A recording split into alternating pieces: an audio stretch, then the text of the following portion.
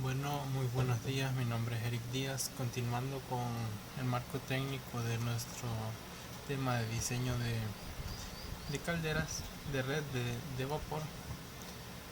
Tenemos lo que es esta consideración de expansión térmica y soportería, en el cual se consideran los efectos de dilatación térmica al cual ningún tipo de material se salva, incluyendo en este caso, pues obviamente estamos hablando de vapor a altas temperaturas, entonces obvio que se ve afectado por esto, el cual para solucionar ese problema siempre utilizamos juntas de expansión y lazos tipo omega para evitar esfuerzos mecánicos debido a la dilatación térmica. Tenemos esta pequeña tabla que sirve para contrarrestar esto al utilizar uniones por bridas o soldaduras, unión por soldaduras para estos objetos, ¿verdad? En el cual si disponemos del diámetro de la tubería y la presión estipulada para cada tubería, podemos encontrar la dimensión de este de, del componente para de la medida del componente para contrarrestar la dilatación.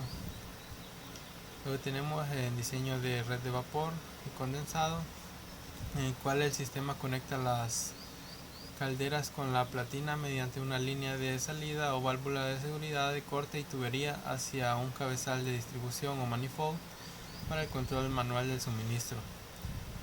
Tenemos parámetros de diseño y velocidad, el cual tiene que el vapor entre el manifold es de 15 metros por segundo, en la tubería de distribución es de 30 a 50 metros por segundo y que puede haber una pérdida de diseño, en el cual se debe garantizar que la pérdida de diseño sea menor a 10 psi.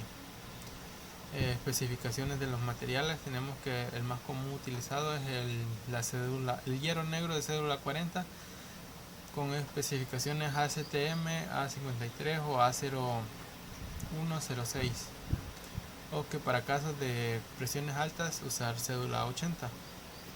En conexiones tenemos que son roscadas o soldadas, en el cual si el diámetro es mayor a 2 pulgadas es obligatorio usar soldadas.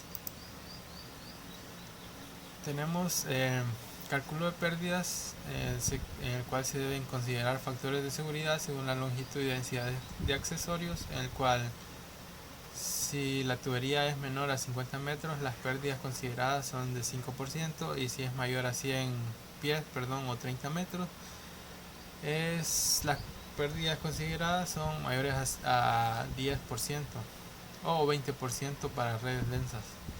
En aislamiento térmico tenemos que existe un factor de corrección del 3.5%, el cual la fórmula para el cálculo del factor de pérdida de red es la longitud en metros entre 100 metros por el factor de corrección dado de este de 3.5, y una corrección de capacidad tenemos que se calcula por el flujo demandado por la caldera por el factor de corrección por pérdidas de la red. El cual es importante que estos criterios aseguran una operación eficiente, segura y baja según normativas de ingeniería industrial.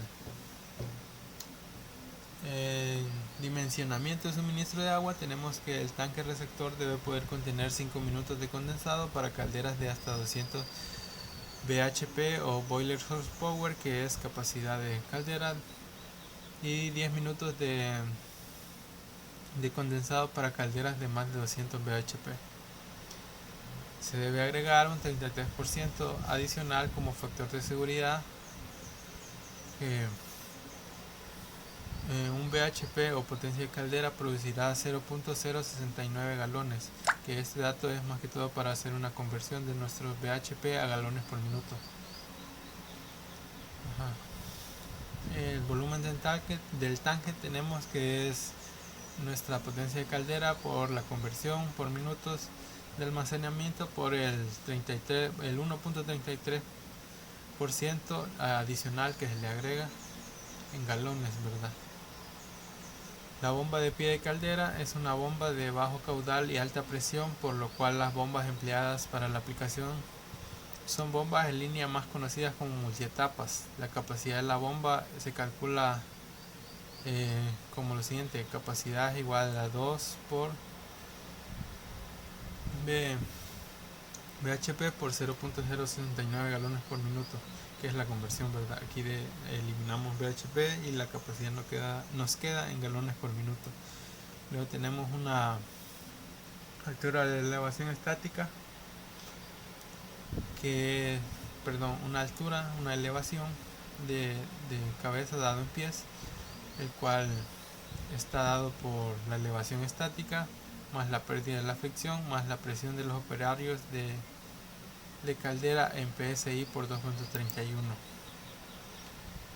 Luego tenemos lo que es el enfriador de purgas, otro aparato importante, el cual tenemos sus especificaciones claves, en el cual en su diseño se toma en cuenta más que todo lo que es la presión y la temperatura, en el cual la presión dice que el mínimo debe ser 25% de la presión del trabajo en la caldera, y en la temperatura debe ser mayor o igual a la saturación de la presión del diseño. En su dimensionamiento tenemos que la ventilación debe ser suficiente para no exceder 0.35 bar internos. También debe tener un enfriamiento en el cual el volumen de agua debe asegurar una salida máxima de 43 grados centígrados. También un respiradero para garantizar la evacuación segura del evaporizado y evitar el arrastre del agua al exterior. El sistema de tratamiento de agua de relleno entre los equipos de tratamiento de agua. Los equipos más comunes empleados en tratamiento de agua para calderas son filtros de sólidos, suspensión, suavizadores y ósmosis inversa, el cual estos se encargan de eliminar los minerales internos ubicados dentro del agua que pueden perjudicar a los componentes de nuestro sistema de red. Ellos pueden ser magnesio o sodio, que son los más comunes, ¿verdad? Sistema de suministro de combustible. Tenemos que que se utilizan equipos con requerimientos mínimos de suministro de combustible en HFO. Se decide que por dos tanques para HFO y un tanque diésel. Como vimos en clase de nuestra distribución, ¿verdad? Que tenemos los dos tanques de HFO en vista. Tenemos en nuestro diseño lo que es el patio de tanques de combustible, que siempre es importante. En sus requerimientos tenemos que el espacio entre tanques y muros es mínimo 2.5 entre los muros y mínimo 3 metros entre tanques. Diques de retención 1.2 de la capacidad de almacenamiento de tanques de mayor volumen, y se deberá proveer una fosa de achique. Continuamos con lo que son los cálculos ya de nuestro proyecto, el cual es esta red de distribución de vapor en una compañía teñidora, en el cual tenemos un área de compactado, un área de secado, un área de teñido, la ubicación de nuestras calderas y los componentes que la siguen a ella, y nuestro patio de combustible, ¿verdad? Comenzamos con la tabulación de los datos, en el cual se nos especifica en el área de teñido este tipo de componentes específicos, que son estos Mash, Tier y Master, cada uno con su pesaje, pero los que utilizamos en este caso son de 1 puerto, 3 puertos, 4 puertos y 6 puertos, cada una con su presión, con su promedio de flujo en libras por hora y un factor de diversidad para medir la capacidad de cada una de ellas, ¿verdad? También tenemos en el área de cavado, en el cual presenta el dryer y la compactadora tubular, también con sus especificaciones, y en el área de químicos y colores también tenemos el equipamiento del área de colores con sus especificaciones. Proseguimos a calcular lo que son nuestros flujos requeridos para selección de caldera, en el cual tenemos ya distribuido todos nuestros componentes en sus cantidades, en el cual tenemos teñidoras de 6 puertos 3, de 4 puertos 6, de 3 puertos 5, de un puerto tenemos 2, secadoras también 2, compactadoras tubulares 7 y un equipo de área de colores. De las tablas anteriores traemos lo que es la presión de cada una, el requerimiento en libras por hora y su factor de diversidad. Aquí lo que necesitamos calcular es la capacidad instalada, el cual está dada por el requerimiento en libras por hora por el número de componentes que posee cada una, ¿verdad? En este caso los agrupamos por equipos específicos, en el cual todos los de 6 puertos da un total de 5.500 por 3 componentes, nos da 16.500, y multiplicado esto por su factor de diversidad nos da la capacidad requerida, que es de 7.435. Igualmente el mismo cálculo para todos los demás. El requerimiento por su cantidad nos da la capacidad instalada, y nos da multiplicar esto por su factor de diversidad, nos da la capacidad requerida. Luego hacemos una sumatoria de cada una de estas columnas, lo que nos da las especificaciones que necesitamos para comenzar nuestros cálculos para el requerimiento de nuestras tuberías, el cual consideramos un factor de seguridad de 5% que se incrementa, el cual este 5% se incrementa para cubrir imprevistos o picos de demanda para los 43.000 que calculamos aquí, ¿verdad? El cual tenemos la fórmula de que el flujo requerido de la planta es igual a la demanda que obtuvimos por el aumento del 5% que hicimos, el cual nos da este total de flujo requerido. Luego tenemos que consideramos un factor de utilización del 85%, porque como lo dice aquí, las calderas no suelen operar al 100% de su capacidad nominal para prolongar su vida útil y asegurar el margen de operación. Luego hacemos lo que es el flujo de producción de caldera, el cual traemos el dato de nuestro flujo requerido de planta, lo dividimos entre nuestro factor de utilización, ya nos da nuestro flujo de producción total, el cual debemos convertirlo, está en libras por hora, dividirlo entre 2.2 nos da nuestra cantidad en kilogramos por hora. Ya de eso derivamos nuestro BHP nominal de la capacidad de las calderas, que será de 1.571 BHP. Esto al hacer la conversión. Luego tenemos la selección de las calderas, el cual es el flujo anterior dado en kilogramos entre 2, porque estamos considerando que son 2 calderas. Ya de este dato podemos irnos a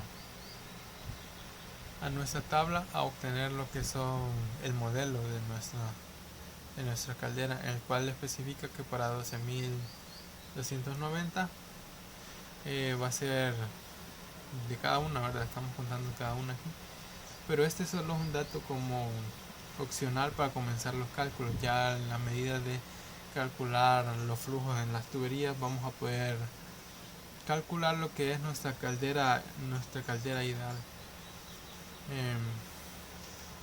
el cual nos da estas dos bombas de modelo HK, conseguidos en las páginas de Atsus a 1400 kilogramos por hora, 14.000 kilogramos por hora, con capacidad de 1035 bhp.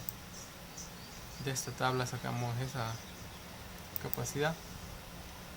Luego seguimos con distribución de tramos, en el cual para hacer más o menos el cálculo dividimos en tramo 1 y tramo 2, el cual el tramo A está dado por las compactadoras y la secadora, el cual es las 7 compactadoras y las 2 del área de secado, el tramo B, que es todo el área de teñido. Bueno, traemos cálculos anteriores como el requerimiento, la diversidad y el flujo, y el cual lo multiplicamos lo dividimos entre 3.2 para hacer la conversión a kilogramos. Lo mismo en el tramo B. Y como pueden ver, hacemos una sumatoria del flujo total entre cada tramo. Luego dividimos todas nuestras tuberías para los siguientes cálculos en ejes, en el cual cada eje está encargado de ciertas componentes, ¿verdad? Por ejemplo, el eje 1 hay una compactadora, el eje 2 hay dos compactadoras, así sucesivamente.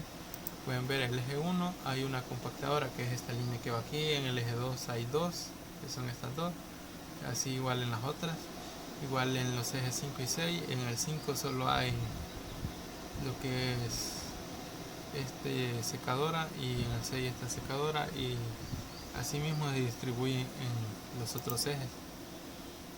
Como pueden ver, cada eje posee sus componentes y sus cantidades y el equipo que vamos a calcular. Proseguimos con los cálculos, en el cual el eje 1, como teníamos una compactadora, tenemos que, como vimos en la primera tabla de requerimiento, tiene de 450 libras sobre hora. Lo multiplicamos por la cantidad de componentes que este suministra, y como en este caso solo hay una, entonces se mantiene el requerimiento. Aquí solo hacemos es hacer la conversión. Lo mismo en la siguiente, solo que aquí, como pueden ver, cuenta con dos compactadoras, entonces hacemos la multiplicación y luego la conversión. Lo mismo con lo demás. Por ejemplo, de este ya debemos hacer una sumatoria porque estamos contando requerimientos diferentes, entonces al final de hacer la conversión hacemos un flujo total, que es el que nos da aquí abajo. Lo mismo en el eje 8 y el eje 9.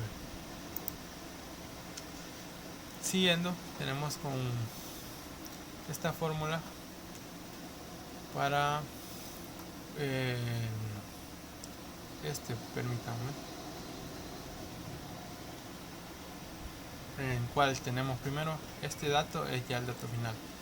En este calculamos la longitud total, el cual está dada para la longitud horizontal más la vertical, por la cual nos da igual a 471 en este caso. La vertical estimamos de 9.75, la horizontal sería este dato, estimamos 503 metros, entonces sumamos la horizontal más la vertical, nos da lo que es 513, más un agregado del 10% para tuberías mayores de 100 metros, porque estamos contando con 513 metros, ¿verdad? Entonces lo que nos da un total de 564.3, lo cual es el dato que tenemos aquí de la longitud de la red.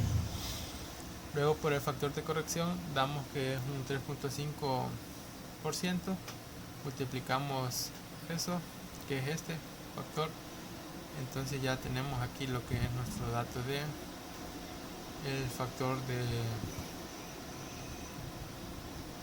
de longitud de nuestro diseño de red, el cual estos datos los sacamos de nuestro diseño AutoCAD, ¿verdad? Luego proseguimos a hacer el cálculo de la capacidad de la caldera, el cual es la capacidad de la requerida por el cálculo anterior hecho de la longitud, el cual esto nos da este dato de aquí de 8.317.82 libras por hora. Luego tenemos, para hacer el nuevo cálculo de la nueva capacidad de la caldera, tenemos la capacidad requerida, la anterior dada, la que venimos acarreando esta, más la que acabamos de sacar por nuestro factor de longitud. Esto nos da un total de 52.095.82 libras por hora. Luego procedimos a seleccionar la nueva caldera, que como ya estipulamos tiene un factor de utilidad de 85%. Multiplicamos este dato por el factor y esta es la conversión que hacemos para hacerlo en kilogramos. Y ahora sí, como se utilizarán dos calderas, este dato dado lo dividimos entre dos para cada caldera. Para cada caldera sacamos que cada caldera va a medir 11.815.13 kilogramos por hora de flujo, y dividido entre el factor de utilización tenemos que cada caldera tendrá un estipulado de 13.900 kilogramos sobre hora, para la cual, usando la tabla anterior dada, podemos estipular según este dato de capacidad, que vamos a utilizar 2 calderas ya en nuestro diseño final de modelo HL de 16.000 kilogramos sobre hora de requerimiento, más una capacidad de potencia de 1183 bhp cada una. Bueno, eso ha sido todo por mi parte. Los dejo con mi compañero siguiente.